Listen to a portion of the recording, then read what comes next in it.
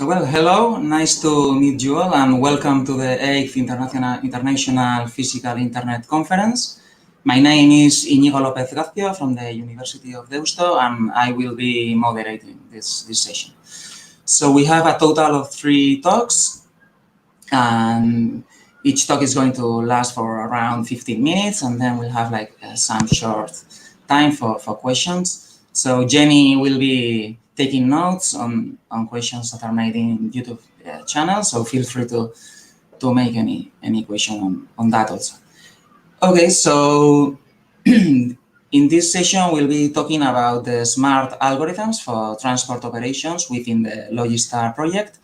And for the first talk, we'll have with us Federico from the Insight Center for Data Analytics, University College Cork.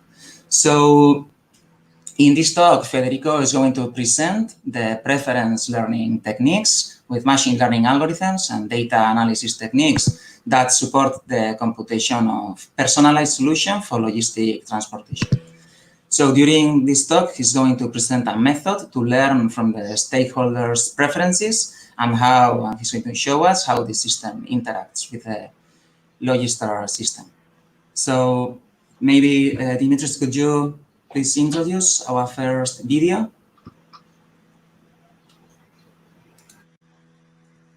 Hi, my name is Federico Toffano, and I'm a postdoc researcher at the Insight Center for Data Analytics in the University College Cork. With this presentation, I'm going to talk about some joint work with Nick Wilson for the European project LOGISTAR with focus on a preference elicitation approach for horizontal collaborations in transport operations. I will start with a brief overview of the LOGISTAR project, including the main goals and our role in the project. Then I will present our preference learning system developed for LOGISTAR, and in particular, I will talk about how collaborative journeys are evaluated by the LOGISTAR users, the mathematical model representing the user preferences, and how we can learn the user preferences by observing their interaction with the system. LOGISTAR is an EU research project funded by the European Commission under the Horizon 2020 program. It was launched in June 2018 and it will last until September 2021. There are 3 main goals of the LOGISTAR project. First, the optimization of the operation in the warehouse by using precise time of arrival prediction, incident detection, and efficient re-optimization. Second, the improvement of the routing of the loads in different transport modes, such as trucks, trains, and ships. In this way, cost of logistic operations are reduced and the use of the infrastructures is optimized. Third, finding horizontal collaborative planning of resources to share costs and reduce emissions and empty kilometers. The role of UCC in this project relates to the development of artificial intelligence techniques focusing on 2 main aspects. First, the prediction of timings of typical events in the logistic transportation to reduce the waiting time of operations in the warehouse. For example, for a given location and a specific time of the day, we predict the arrival time of a truck and the time spent to load, unload, or unload goods. The second aspect relates to the estimation of the preferences of the user over some key performance indicators, KPIs, with the purpose of computing personalized solutions. For example, KPIs are such as cost, distance, and CO2 emissions, and the preferences of the user represents the trade-offs between these KPIs.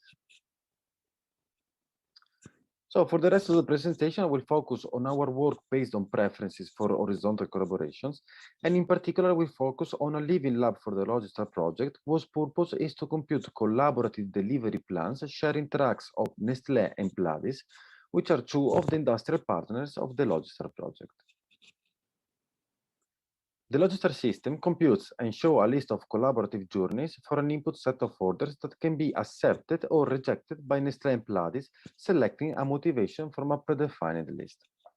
Our purpose here is to estimate the preferences of Pladis and Nestlé over a set of KPIs by observing their decision and corresponding motivations regarding the collaborative journeys proposed by the system. In the figure, we can see an example of a collaborative journey shown by the LOGISTAR system. On the left, we have the details of the collaborative journey. On the right, we have the KPIs evaluating the collaborative journey and an estimated non-collaborative KPIs vector.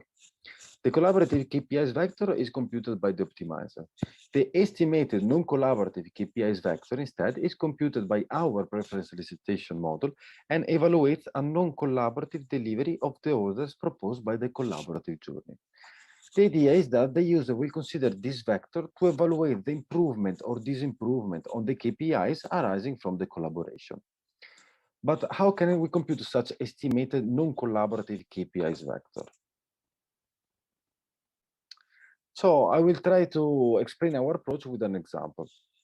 Suppose we have two orders N1 and N2 from Nestlé and two orders P1 and P2 from Plavis. And suppose that the optimizer finds two distinct collaborative journeys C1, delivery N1 and P1, and C2, delivery N2 and P2. The KPIs for this example are cost and CO2 emission, but consider that the numerical values may be unrealistic. So the question is, how can we evaluate the collaboration of each single journey? Our idea is to estimate the KPIs of a non-collaborative delivery for the orders of these collaborative journeys. For simplicity, let's focus on the collaborative delivery of for N1 and P1. First of all, we compute also a non-collaborative solution for all the input orders. For example, in this case, we have two non-collaborative KPIs computed by the optimizer evaluating a non-collaborative delivery for N1 and N2 and a non-collaborative delivery for P1 and P2.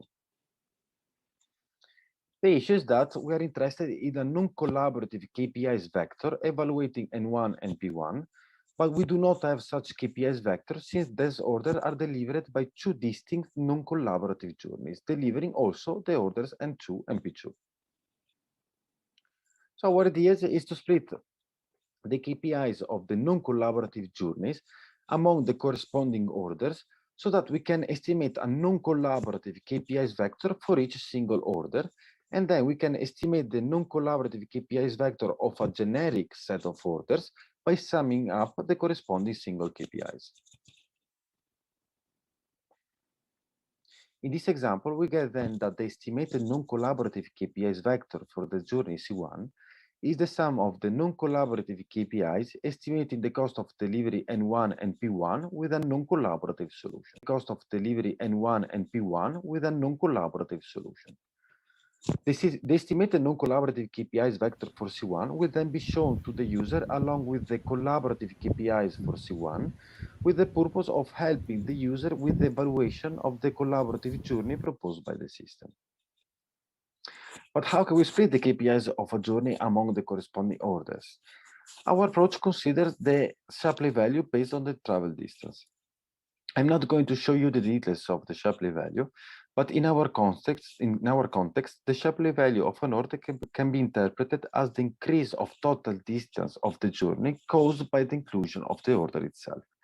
Thus, the higher the Shapley value of an order is, the higher is the extra distance that a truck must travel to include the delivery of the order in the journey. We compute then a weight for each order of the journey proportional to the corresponding Shapley value, and we split the KPIs of the journey using such weights. For example, if the inclusion of an order in a journey will double the total distance of the journey, the weight for this order will be greater or equal than 0.5. Okay, now that we know which are the KPIs shown to the user, I will try to give you a simplified overview of on how we estimate the preferences of the user over the KPIs. Okay, let's start from the mathematical model representing the user preferences over the KPIs. So first of all, to simplify the explanation, we suppose that we want to minimize the values of all the KPIs. Then we consider a real value function associated with each user representing their preferences over the KPIs. Since we want to minimize the KPIs value, we suppose that a user prefers a KPIs vector alpha to another KPIs vector beta if and only if the value of alpha is lower or equal than the value of beta. The value function we consider is the weighted sum of the KPIs, and the parameter W is a non-negative and normalized weights vector defining the trade-offs of a user among the KPIs. So consider, for example, the KPIs costs and CO2 emissions. The weights vector 1, 0 represents a preference focused on minimizing the cost. The weights vector 0, 1 represents a preference focused on minimizing the CO2 emissions. And the weights vector 0.6, 0.4 is an example of a balanced weights vector. Note that here I'm supposing that the KPIs vary only cost and CO2 emission. However, in the LOGISTAR system, there are several KPIs, including also percentage values, such as the fill rate of a truck. As I said before, we learn the user preferences by observing the acceptance or rejection of the proposed collaborative journeys and their corresponding motivation. Since we want to learn the preferences over the KPIs, we learn new preference information only if the motivation of a user decision is related to the KPIs vector shown by the system, which are the collaborative KPIs computed by the optimizer and the estimated non-collaborative KPIs computed with the method that I've shown you before. We want to distinguish three scenarios with the motivation given by the user. The decision was made considering the KPIs. The decision was made considering mainly a specific KPIs. The decision was made for other reasons. In the first two scenarios, we translate the user decision into a mathematical constraint for our preference model. In the third scenario, we do not learn anything since we suppose that the decision is not related to the KPIs values. So here I show you a simple example of how we generate the constraints on our preference model. Suppose that the system shows to the user a collaborative solution with collaborative KPIs alpha 110 euro and 25 kilograms of CO2 emissions, and an estimated non-collaborative KPIs beta of 100 euro and 30 kilograms of CO2 emissions. If the user accepts the collaboration, selecting better collaborative KPIs as motivation, then we add a constraint to the preference model stating that the value function of alpha must be lower or equal to the value function of beta. Note that this is equivalent to say that the value function of alpha minus beta is lower or equal to 0. So once we have collected enough data from a specific user, we estimate the user preferences with a machine learning algorithm named support vector machine, SVM. Roughly speaking, SVM is a binary classificator used to estimate the hyperplane that produces the largest margin from the boundary defined by two classes of input support vectors. In our context, the query, do you prefer the KPIs vector alpha or the KPIs vector beta, is represented by the support vector alpha minus beta, and it is classified as positive if the user prefers the KPIs vector alpha, or as negative if the user prefers the KPIs vector beta. Then, given a training set composed of queries and corresponding answer, S1 learns the normal W of the hyperplane that best divides queries with positive and negative answers. The learned hyperplane can then be used to predict the answer to a new query never seen before, and the parameter W defines the trade-offs of the user among the KPIs. So, in other words, we have that a query such as, do you prefer the KPIs vector alpha over the KPIs vector beta, is represented by an n-dimensional point, where the number of dimensions equals the number of KPIs. Then the predicted answer to the query is positive if the n-dimensional point is below the estimated hyperplane, or negative if the n-dimensional point is above the estimated hyperplane. Actually, this is not the precise description of our meter, since we also rescale the KPIs and we allow inconstant input constraints. But here the purpose was just to give you an idea on how we can estimate the user preferences among the KPIs using our machine learning approach. So this was the presentation of our work on preference learning for the LOGISTAR project. Summarizing the content of the presentation, we saw how to estimate the value of a collaborative journey by showing an estimated KPIs vector for a non-collaborative delivery of the orders composing the journey. Then we saw a mathematical model representing the user preferences defined as the weighted sum of the KPIs, and how to learn the user preferences with a machine learning approach by observing the interaction of the users with the system. The preference learner then can be used as an input to an optimizer for the computation of personalized solutions, considering the estimated trade-offs of the users involved. Thank you for your attention.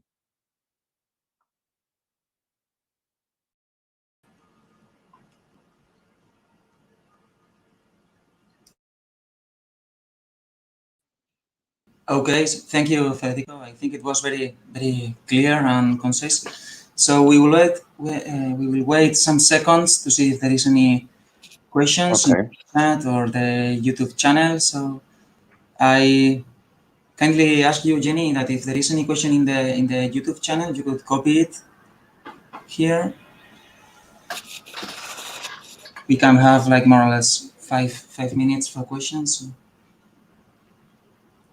let's wait some seconds. It seems that the so Rudy is asking if he can interpret correctly that it can happen that an increase in cost but decrease in CO2 results in is a positive query.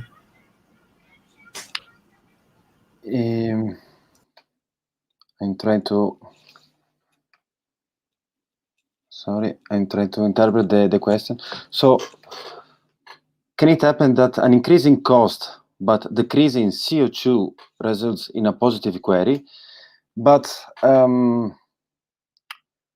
so here the purpose is trying to interpret what we show with this LOGISTAR system as a query. So maybe it was not clear enough, but basically when this LOGISTAR system compute a collaborative solution, basically we show to the user a KPIs vector evaluating this that could be, for example, yes, a value for CO2 and a value for the cost, evaluating this collaborative solution. Then we show also an estimated non-collaborative KPIs vector.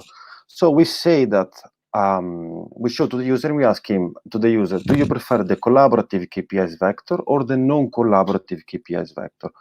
So a positive query is interpreted as, for example, the user prefer the collaborative vector.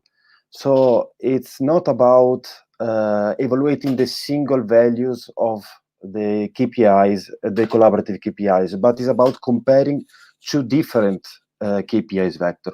So we say that a query is positive if a user prefer, for example, the collaborative solution.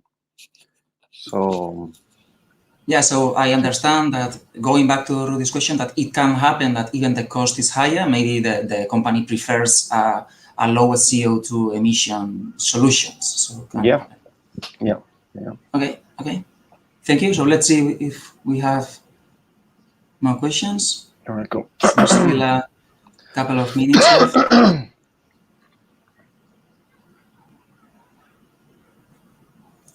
Okay, so let's wait some seconds for extra questions.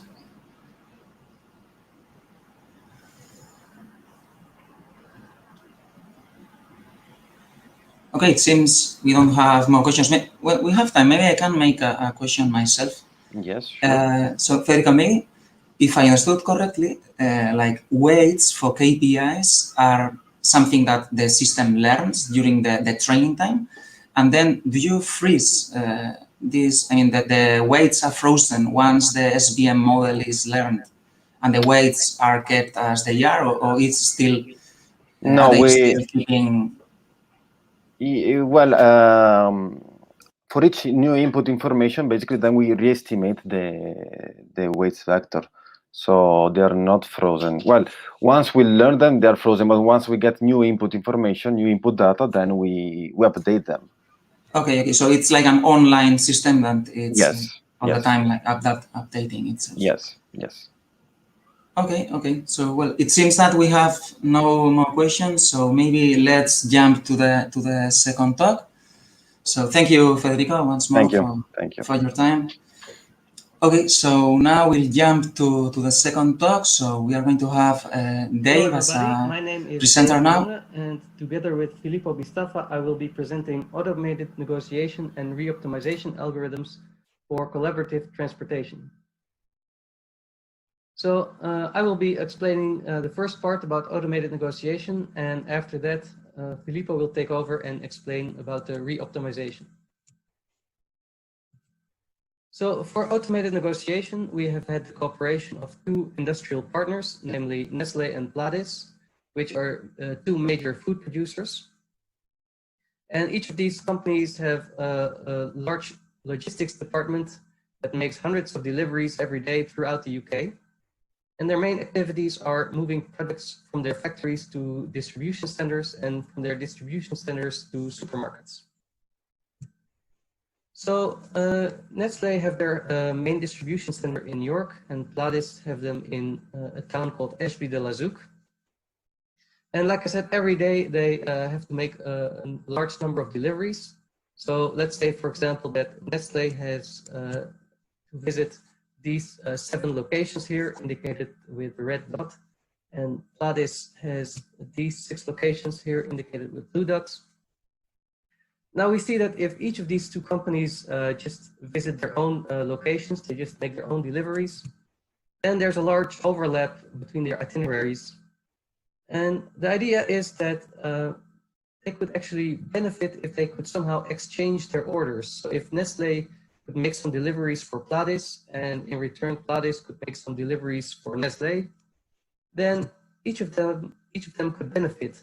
Because as we see, if we divide the orders like this, then Nestlé has a lot less distance to cover, and for Pladis the same holds. So we see that both companies here benefit from this exchange of orders. So what we have done is we have developed an algorithm that can search for these kind of solutions to exchange orders between the two companies, so that both of them can benefit. Now, this problem has been studied before in the literature and is commonly known as a collaborative vehicle routing problem. But in the traditional literature, this is treated from the point of view of a single cost function for the two companies. So the idea is that the two companies both have a joint cost, and they try to find the optimal solution that minimizes the joint cost for the two companies. And then the idea is that afterwards, the benefits of this solution will be fairly divided among the two companies according to some predefined scheme. However, there's one big problem with this approach, and that's that it requires the two companies to share sensitive cost information about their operations with each other. For example, they would have to share how much it costs for them to drive 1 kilometer, or how much it costs to pay their drivers per hour. And our partners have indicated that they are not willing to share this kind of sensitive information with each other, or even with some trusted central server. So that doesn't work, but there's two possible solutions to this. The one solution is that instead of using the real cost functions of the two companies, the algorithm will use some sort of a predefined cost function that the partners agree upon beforehand. So this cost function would not be the actual true cost function of the two companies, but rather like an approximation to this, so that the algorithm can work with that cost function, even though it's not the true cost of the companies. Now, our colleagues from Deusto in Bilbao have explored this solution, but we have explored a different solution, a different approach, namely using automated negotiations. So let me explain how that works. So in automated negotiation, we're assuming that each company simply has their own individual cost function, and there's no need to share this with anyone. So each can just keep their own costs completely private, and there's nobody that has to know the cost functions of the two companies. And this allows them to work without having to reveal any kind of secret information.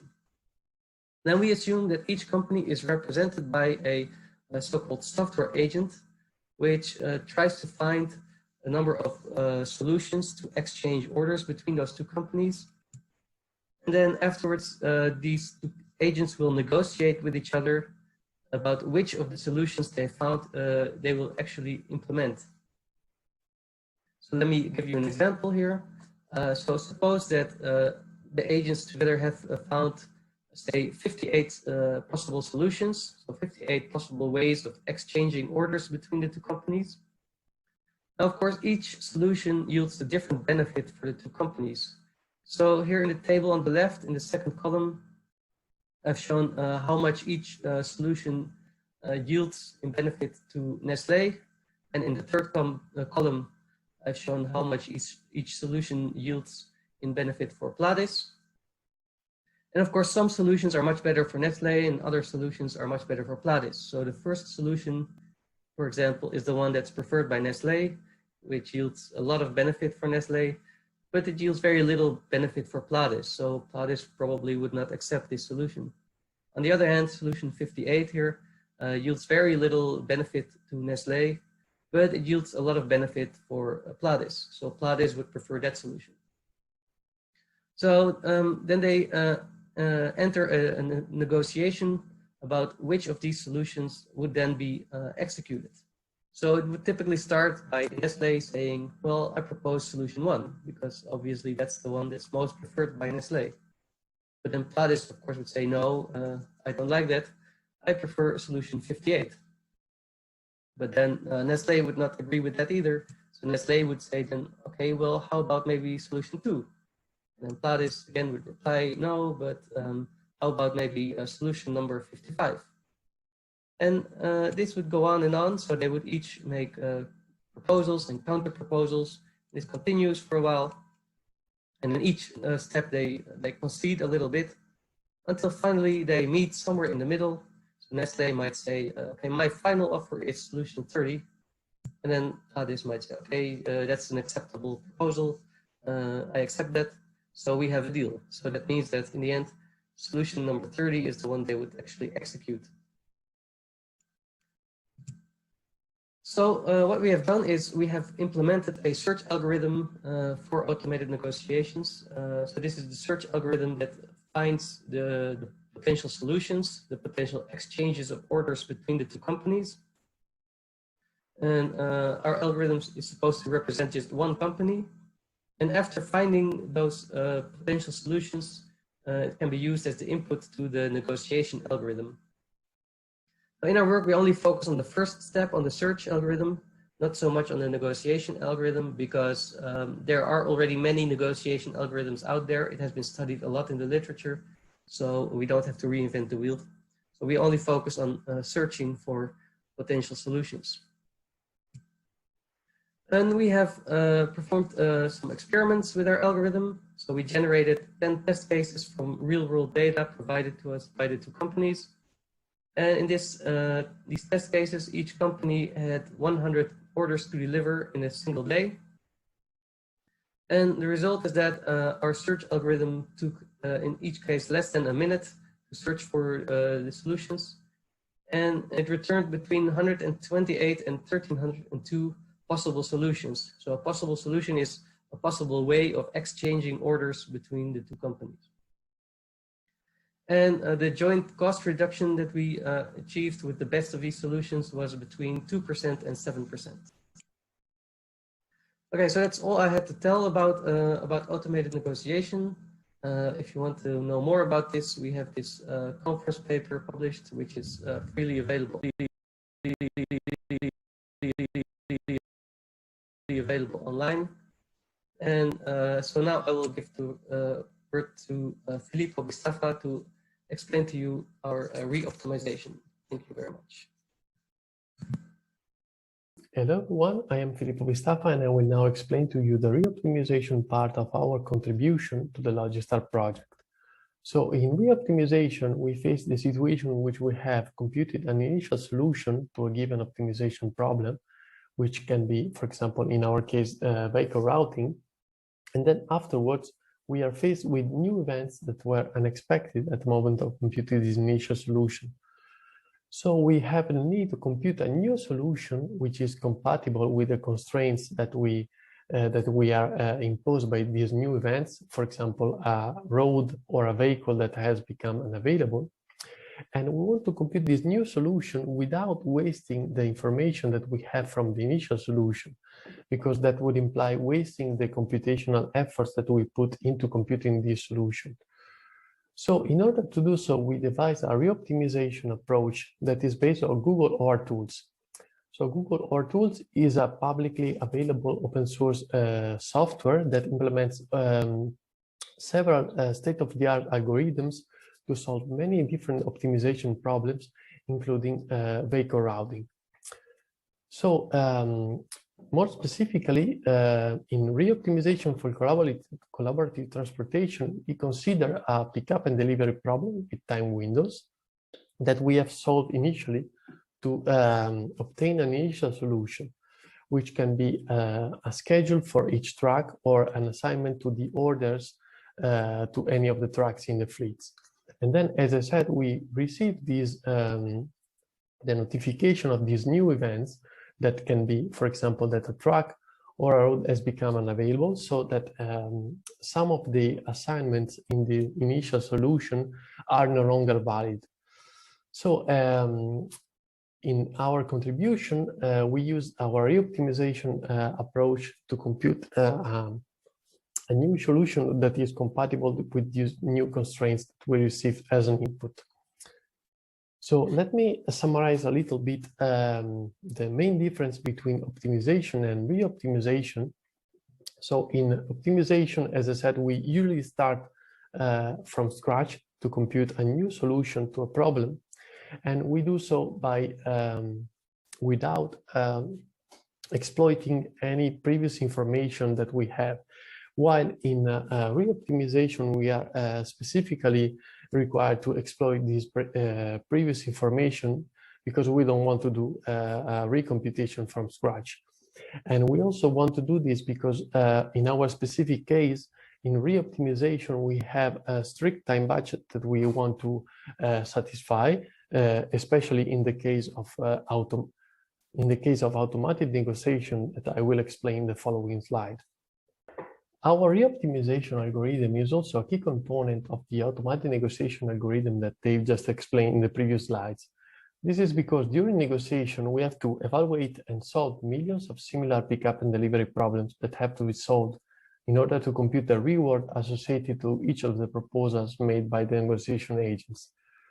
Now, solving each of these optimization problems from scratch would be very inefficient and ultimately would lead to not meeting the time constraints inherent in automated negotiation. On the other hand, we can exploit the capability of our re-optimization algorithm to reuse previous solution in order to exploit this redundant information and not wasting precious computational resources. Thanks for your attention, and we are now available to answer your question about our work. Thanks.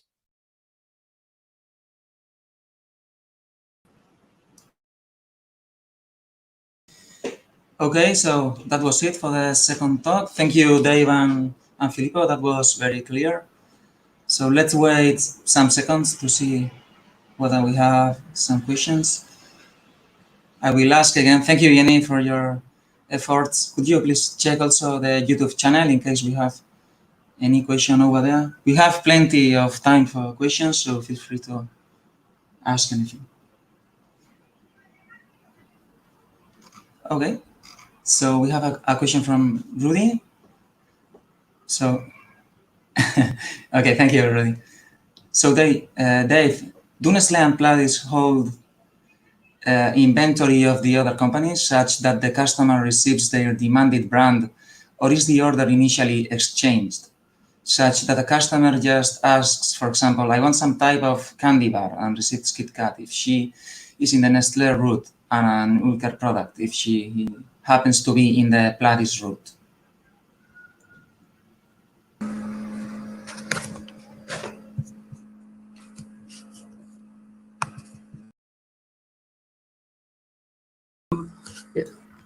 I feel like this can be kind of sensitive data, so let's wait for the answer of, okay, so. Yeah, so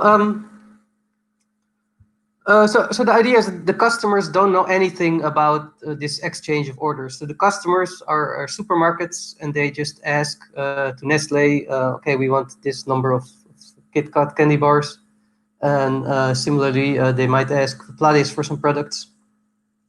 And then every day, the idea is that Nestle and Pladis tell each other which orders they have.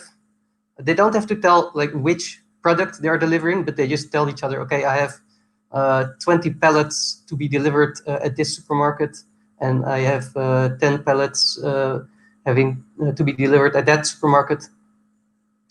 So that's the only thing they know, and that's based on that they will decide to which extent they can exchange their orders. So I don't know if that answers the question. So the answer is that they don't know exactly which orders they have. They don't know which products the other company is delivering. They just know how many pallets and how many kilograms of something has to be delivered where.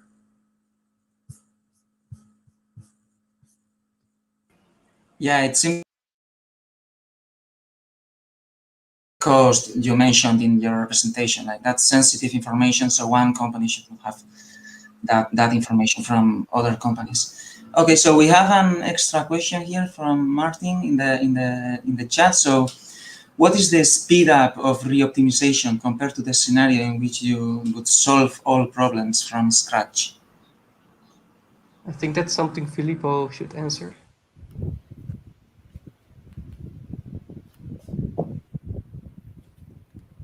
Hello, can you see me?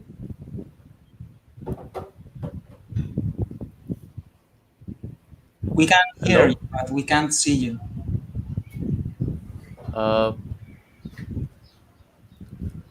Well, can you hear me? Just go on. Maybe there is a problem with the video. But okay,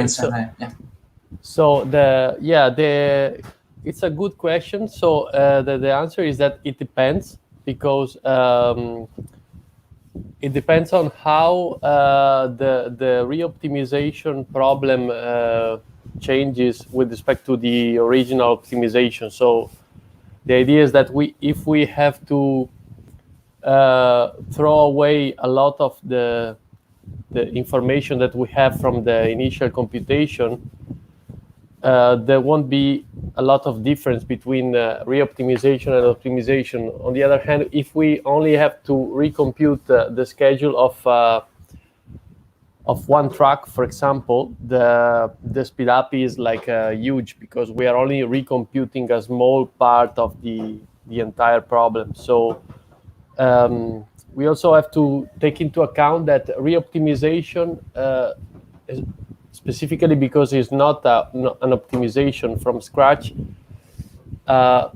it can happen that it does not compute the optimal solution to the new problem, because we are basically forcing that the part of the problem that has not changed remains the same, because we don't want to recompute that part. So it could happen that if we were to recompute everything from scratch on the new problem, we could find like a slightly better solution. So it is also different to compare the two solution approaches, because they are not guaranteed to produce the same result, because they are not meant to. But the speed up can be I mean, in the extreme cases can be like thousands of times faster, but I mean, it's not like we are comparing two approaches that compute the same thing. So and especially as I explained in the talk, we can exploit this capability of recomputing only a small part of the problem in the context of automated negotiation. So in that case, using the complete optimization would be infeasible.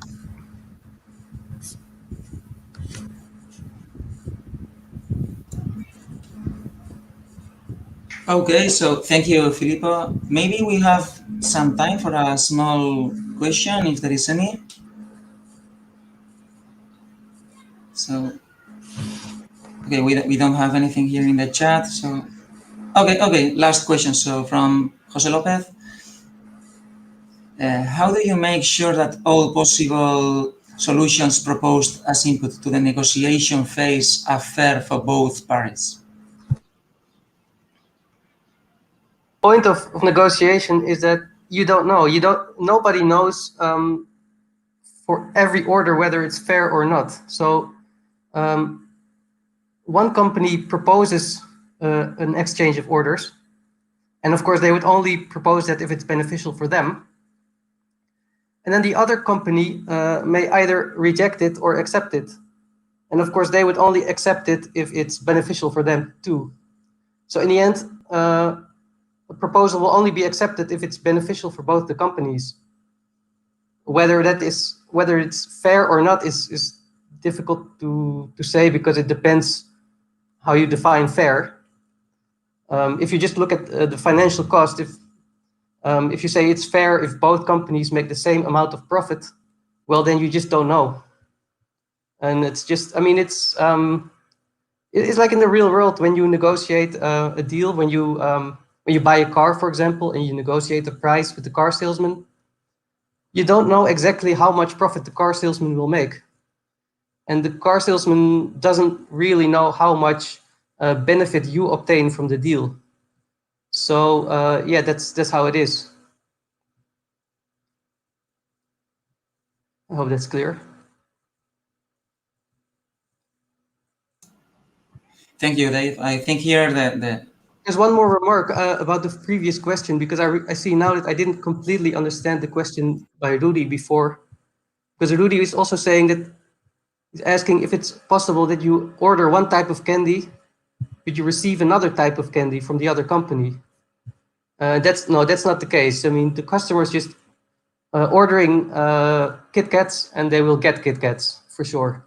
The question is just who's going to deliver the Kit Kats. Is it Nestlé themselves that's going to deliver the Kit Kats, or is it Pladis that will deliver the Kit Kats?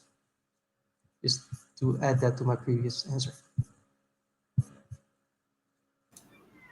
Okay, thank you, Dave, for the question. So it's a bit of trusting the agents. Okay, so we don't have time for more questions. So let's jump to the third talk. That will be Jenny from the University of Deusto and myself explaining a bit on the implementation of the fourth work package. So please, Dimitri, could you play the...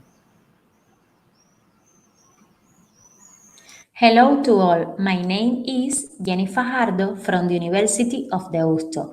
In the following minutes, we are going to present an optimization model to solve horizontal collaboration between stakeholders. We use in the solution the vehicle routing problem. This solution is part of the task developed by Work Package 4 in the LOGISTAR project. We developed an optimization engine in logistics. We focus on the collaborative model to solve the vehicle routing problem, considering different constraints that the solution obtained had to meet, such as vehicle capacity, pickup and delivery, time windows, bag hauling, among others.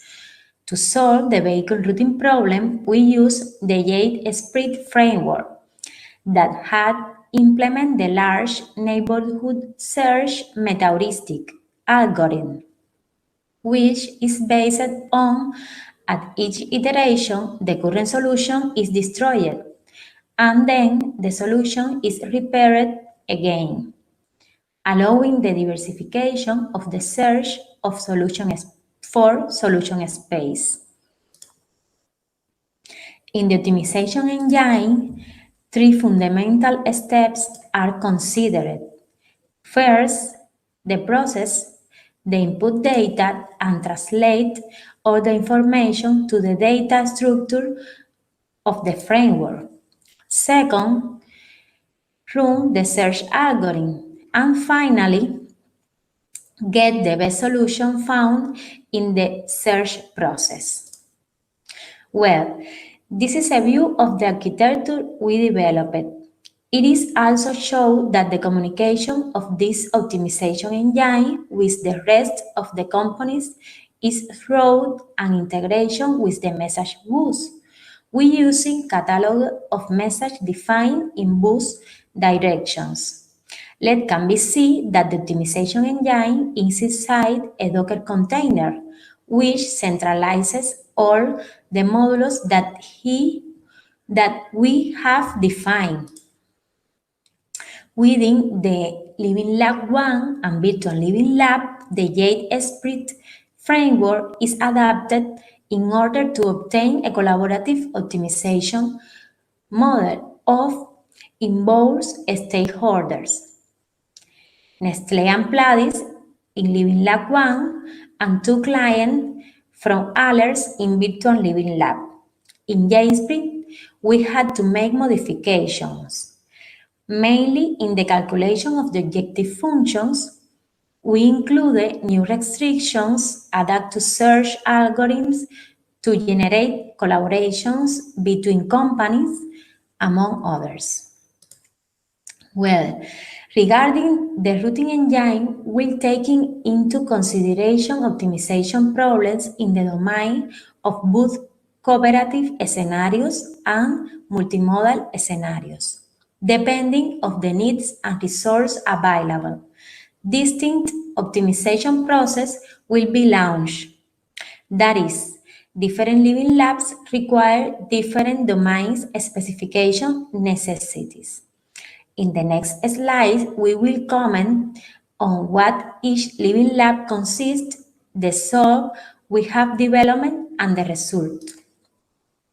Well, we have a first living lab that included the case study of Nestlé and Pladis in the hauling and co-loading scenarios.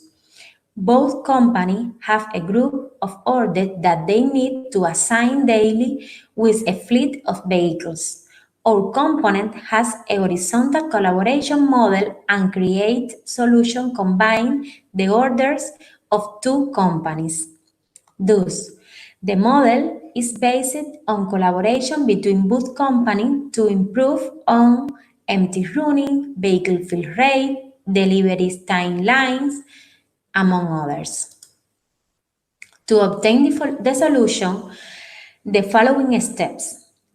Well, first step is load to input data of each stakeholder. The data is obtained from the message bus. Second step, the optimizer set up the optimization problem, assigning it the values of the input data and the constraint that is most considered in the search process. Third, the search algorithm is executed, which results the best solution found after the iterative process. Fourth, we obtain the general KPIs of the solution and obtaining the KPIs associated with the Shapley value function. Then finally create a JSON with all the information of the solution and the KPIs obtained and send a message bus will be all the information. Well, the following is an example of the format of the input data and the output data. Regarding the input data, it can be seen that we have a general data, a list of orders, and the data of vehicle fleet. Then, regarding to the output data, for a solution, we have general data of the solution obtained and each of the collaborative route that we are obtaining and with their KPIs. Well, the following shows one example of the fragment of a solution where collaborative between a stakeholder was obtained. It can be seen that pickup are different colors because they are for a bus company, which will then the delivery fulfilling capacity and time window constraints. Well, we will continue with the presentation for a Living Lab 2. Thank you everyone for the attention. Thank you so much, Jenny, for describing the first Living Lab. This is Iñigo from the University of Deusto. Nice to meet you all. We will now be switching to the second living lab that covers topics regarding intermodality. So let me share these slides with you. Growing transport volumes and increasing transport-related problems such as congestion, climate change, or air pollution call for a shift from road-centered transport systems towards more environmentally friendly transport modes, such as railway or maritime transportation. Such integration of transport volumes and modes is expected to achieve a measurable improvement of the characteristics of logistic chains, such as a better usage of vehicle capacity, flexibility, resource efficiency, cooperation between different actors, and so on. So to begin with diving into intermodality, let's define it. Let's see what is intermodality. So, intermodality aims to integrate transport volumes and modes for a better usage of transport operations. It is considered a promising approach for fostering different modes of transport and is flexible enough for the bundling of flows and switching the transport mode. This is the key concept of intermodality. Close cooperation between all actors along the transport chain allows goods to be transported in a flexible and efficient way. These new transportation approaches are in sharp linkage to the European policy objectives, which aim to foster a shift from road freight to rail or maritime freight. This new transportation approach is capable to foster the European Union's aims of reducing dependence on imported oil and cutting carbon emissions by 60% by 2050. To get into details, let's see what intermodal containers are to begin with. So intermodal containers are large standardized shipping containers designed and built for intermodal freight transport. So mainly intermodal freight transport involves the transportation of freight using multiple modes of transportation without any handling of the freight itself when changing modes. This is an important key point. So this means that intermodal containers are used across different modes of transport without unloading and reloading their cargo. And as a consequence, it offers an efficient and effective solution to share transportation costs across the supply chain based on cooperation and integration between companies. Intermodal containers are primarily used to store and transport materials and products efficiently across intermodal hubs during the long-haul transportation chain segment. To continue with, let's dig into the optimization process, the approach we used in Work Package 4. So the approach we designed is based on three segments: the pre-haul or the pickup process, the long-haul, door-to-door transit of containers, and finally the end-haul, which is the delivery process. In most cases, the pre-haul and end-haul transportation is carried out via road, but for the long-haul transportation, intermodal freight optimization is considered. This is the point where we're going to use our optimization engine to find these solutions. So the objective of intermodal hub optimization is to select intermodal routes and determine container flow assignments over the network hubs such that some user-supplied objective function, some performance function given by intermodal freight transport operators is minimized. Can be cost, can be CO2 emissions, can be kilometers performed, can be whatever we want to optimize, while considering a number of transport demands, such as the physical capacities of transport connections and the transport network properties.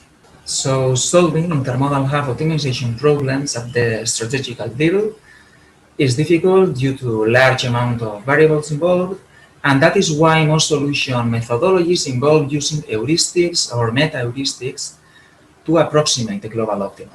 Usually, to design, we can encounter large exploration techniques, such as, just to mention a few, tabu search or backtracking optimization strategies. In our case, we are going to use a backtrack-based strategy, so let's see backtracking in more detail. So as we have just mentioned, the backtrack algorithm is widely used in transportation optimization as a general algorithm for finding all solutions to some problems. And the backtrack algorithm is mainly characterized because it incrementally builds candidates to the solutions. So solutions are continually evolving, and abandons a candidate as soon as it determines that the candidate cannot possibly evolve to a valid solution. In our case, we designed a variant of a general backtracking algorithm that takes into account some restrictions to solve rich intermodal freight optimizations. To understand these variations, we need to take into account that in this case, the branching factor employed to extend a certain solution is not static, but dynamic. This is not the usual way backtrack is designed to work. While the traditional approach of the backtracking algorithm defines a discrete set of actions to expand a candidate, in this particular design, we implement the particular case of generating a dynamic set of actions each time a candidate must be expanded. While maritime and rail routes are predefined and specified with a particular origin, departure, schedule, and a particular cost, road routes can be dynamically generated across any 2 points in the map, any 2 plausible coordinates, if restrictions are met.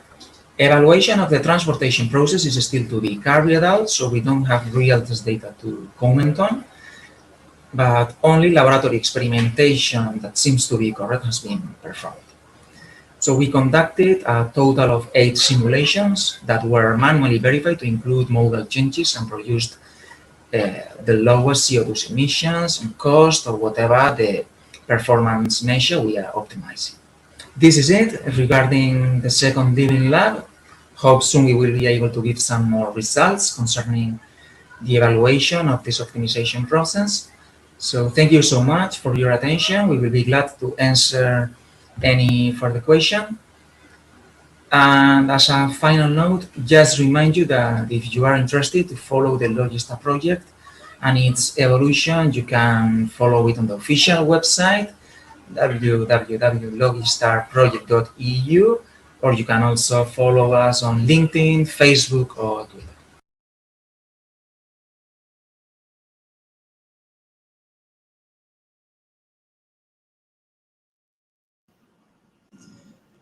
Okay, so this is it with the last talk of this session. So we have still some few minutes for questions. So let's wait some seconds.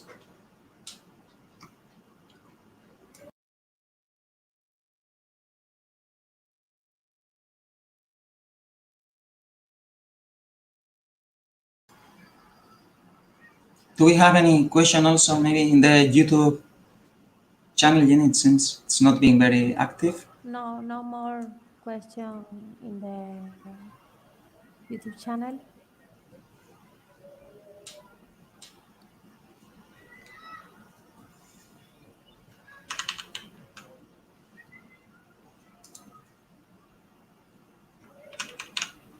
Okay, so maybe I can ask a question myself to Jenny. So, Jenny, could you explain a bit more on how you compare the individual solutions between the collaborative solutions, maybe? Because I understand that you have like some packages that must be transported and you have to compute both solutions. So you have to analyze the individual case on the one hand, and then you need to compute or optimize the collaborative case, and then you have to compare. But how could you explain a bit maybe on that process of comparing the individual and collaborative solution? Maybe it's more or less similar to what Federico talked us about in the... Before we obtain a collaborative and non-collaborative solution and compute both solutions, non-collaborative solution, we are not of the interest to the stakeholders, and we had to make changes to the algorithms to generate only collaborative solution. Actually, we generate only collaborative solution, taking into account the last testing we did and the feedback we received from the stakeholder, only obtain a collaborative solution. And the next step, we obtain for the orders in the collaborative solution one non-collaborative solution and compare both solution taking into account KPIs in the fill rate, cost of the solution, distance, time of the solution, this. Okay, so I understand you have to combine somehow all the pallets that must be transported and then generate like new solutions from cooperation, like maybe sometimes using trucks from one company, then some trucks from some other company. And okay, then regarding KPIs, we can compare solutions. So then stakeholders maybe may accept or not the solutions and so on. Yes. Okay. So, well, it's actually helped us to hear. So we don't have time for more questions. So that was all. Thank you for your time. Thank you for your participation in the session and for your questions. Thank you also, Jenny, for being active in the YouTube channel, and Dimitris for playing all the videos and being here for the technical help. So as a final note, remember that you can follow us on the www.logistarproject.eu if you want to have any further information regarding the LOGISTAR project. So thank you all and have a nice day.